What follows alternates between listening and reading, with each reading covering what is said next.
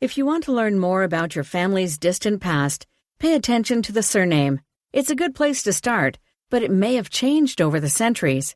Especially if your ancestors came from different places and cultures, or immigrated to the land where you now live, it can be confusing. Consider that if your ancestors came from Anglo-Saxon countries, for example, the phonetics of the surname may have generated changes in its spelling. In other cultures, such as Chinese, prenames may have been added. In short, by varying the place of residence, it is likely that the surname will have undergone variations, which will make it difficult for you to search. If you have discovered that the culture and language of your ancestors is different from yours now, get help from a researcher of that language and land, because unlike you, he will know how to navigate. Even if your ancestors did not come from overseas, the spelling of the surname may still have changed over the centuries. We have already seen how in the fascist era this often happened. But it is also possible that in other eras, your family's surname may have undergone mispronunciations or additions. When you will be researching public or birth records or libraries or international mega archives, consider that this could have happened, and over again. In this case, the correct birth dates and names of your ancestors are crucial.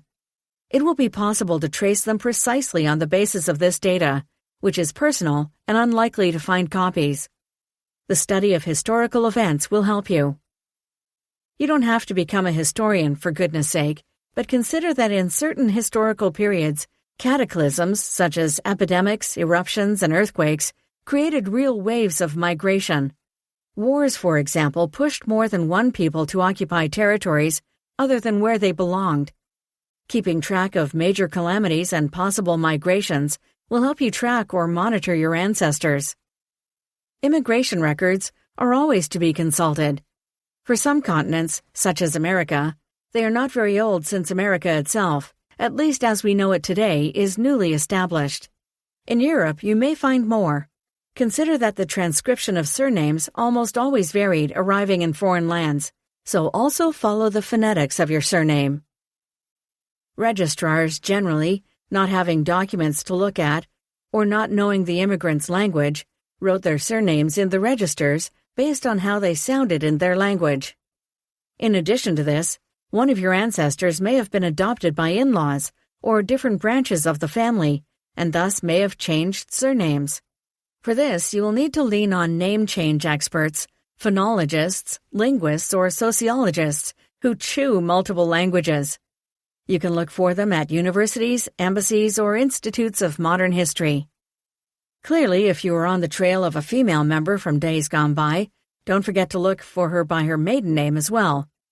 If your last name is then quite inflated, like Rossi, well, you're in trouble. You will find an avalanche of homonyms, even those born at the same time and place as your ancestors. Needless to say, you will have to get help. Alone, you will never get anything done.